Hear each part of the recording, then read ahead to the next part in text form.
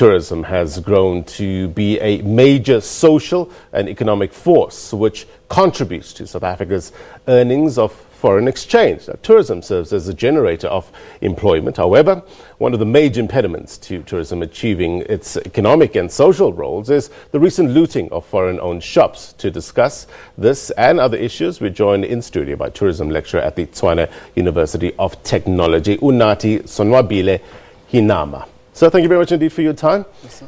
No doubt the images of shops being looted and people being attacked has dented the image of South Africa. Yes, the travel trade is indicating that there have been cancellations because people always fear to come to South Africa.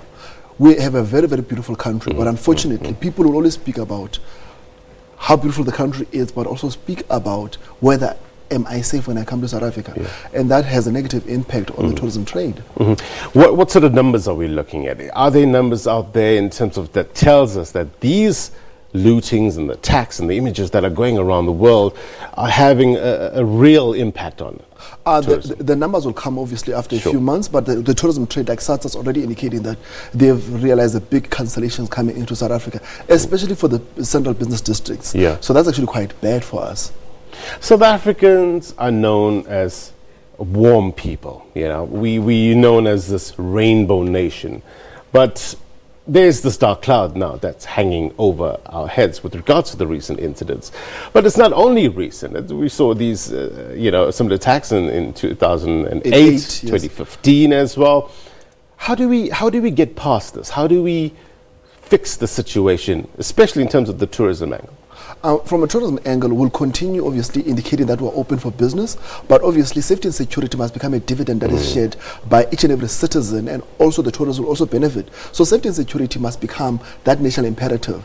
Obviously, it cannot be the job of the police. I mean, also society must be taught on how to conduct themselves. Like I always say, we cannot have a comprehensive social engineering policy like apartheid, but not have anything after to heal the nation. Yeah. And I believe that is one critical issue we have not done post-1994. Yeah. Look, what sort of damage control was done before when we had these incidences back in 2008 and 2015? I think the difference between then and now is an absence of leadership. I believe the president could have been much more earlier talking to the nation.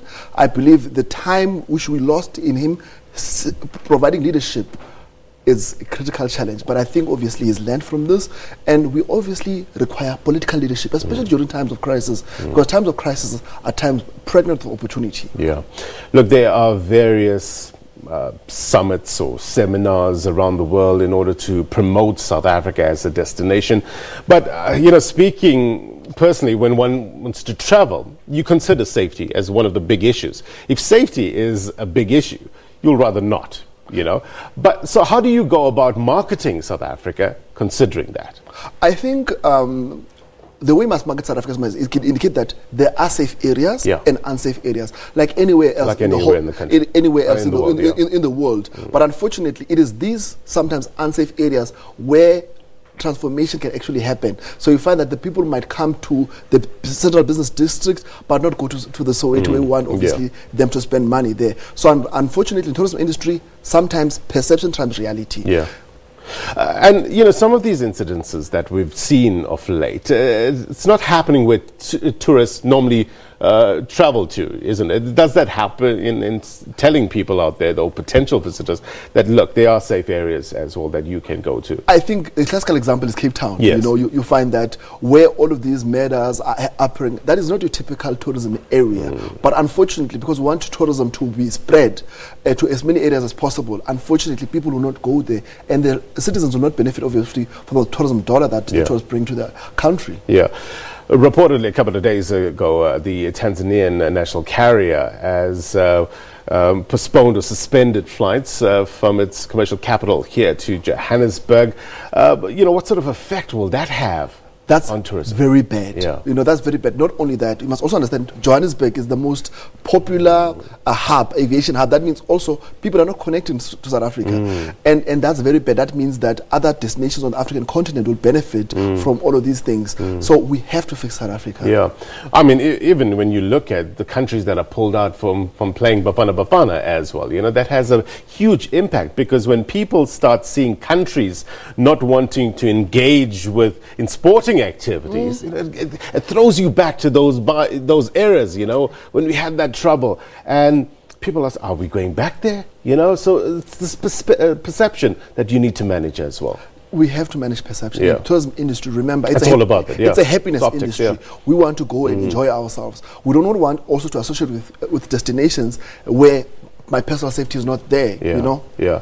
So what do you do now? I mean, when you want these potential visitors to come to the country, what's the next step now in order to fix what is obviously hurt in terms of image? I think the first thing already the president has come out and spoken. Number two, SA Tourism will continue its job of telling people we've got a great country, we've got a great story to tell, but there are these unfortunate incidents. We are not responsible for them. Yeah. Unfortunately, law enforcement must do their job.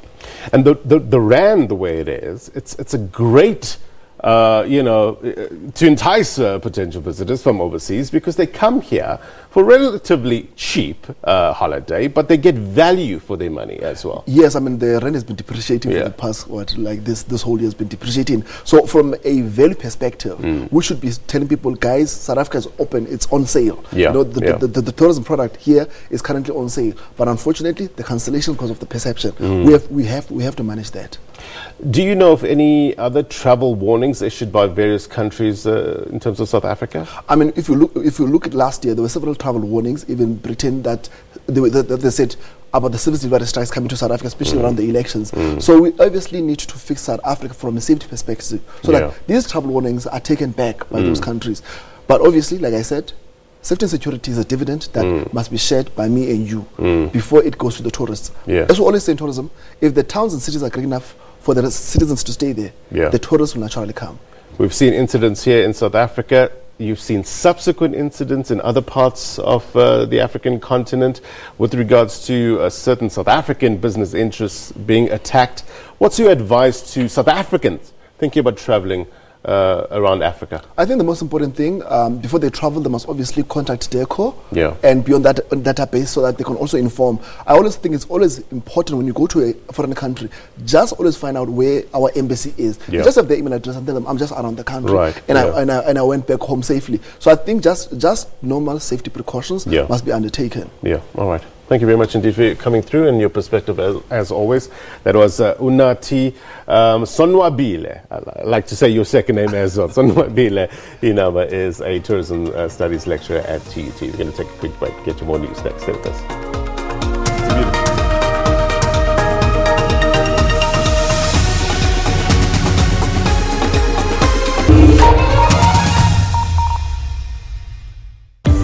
Oh, hi.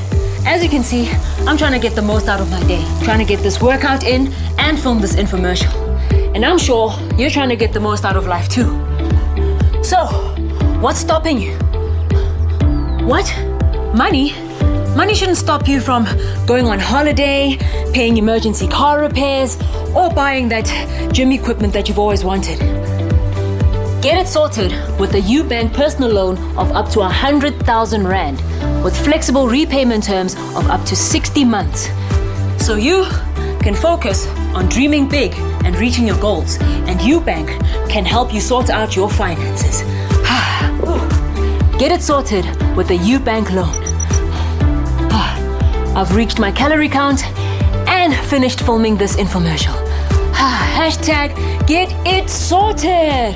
Ubank, growing with you.